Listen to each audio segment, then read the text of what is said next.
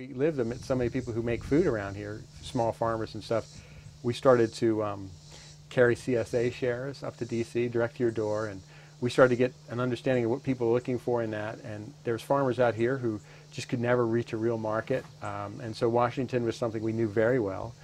And so we brought all that food up to DC as we started to develop a sidecar of choose your own whatever you want this week.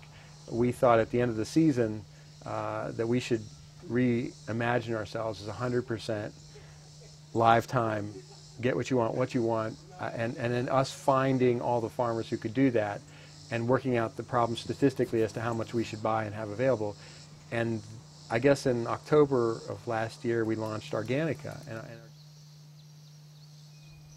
I actually was living in Mount Pleasant at the time. I went to Pfeiffer's Hardware to pick something up, and there was this flyer and it said, have the farmer's market delivered to your door or something like that. And I was like, this is very interesting. For me, I was kind of really shocked by the idea because it seems very obvious, but no one had been doing it. And I started reading that, you know, they work with all these farmers. They send you a menu each week. You can decide what you want. It's a very extensive menu. And then for a membership fee, they deliver that to your door.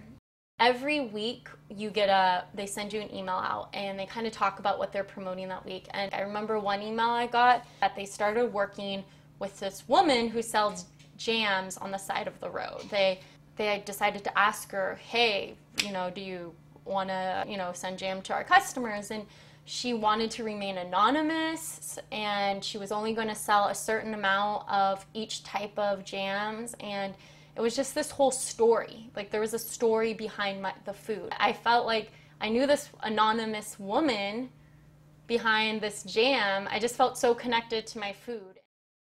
You know, we have met some interesting farmers and in a way connected them to a market where it really had a big difference in their life. It didn't work out with all of them. Sometimes we tapped them into the market, but they couldn't figure out, they were still maybe looking for an old school way to produce things, and it wasn't hooking up for them. And we have seen people lose their farms in this last several years, but at the same, some of the people who actually produce for us.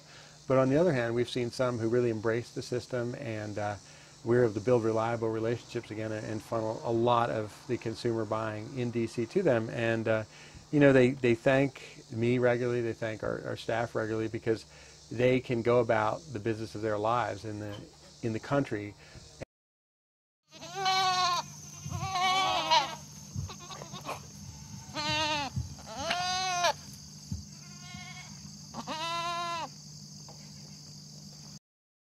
I'm Gail Hobbs Page, and I'm the owner of Caramont Farm here in Esmont, Virginia.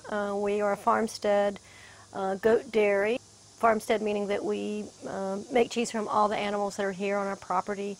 The idea of selling to buying clubs was very appealing to us here because it meant that we could get our cheese to more people. And I want the mom and pop store in the middle of nowhere to carry my cheese, but we have to weigh the economic challenges of getting in the car and driving an hour for 6 pieces of cheese.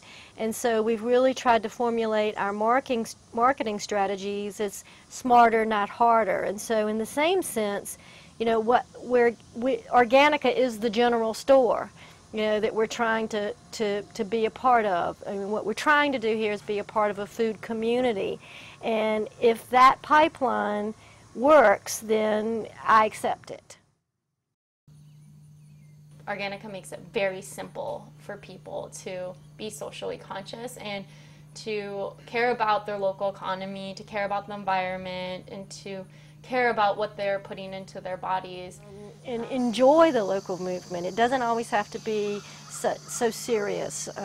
Enjoy the flavor, enjoy meeting the farmers, enjoy visiting the farms. And that enables us to grow in a smart, not hard way. Yeah.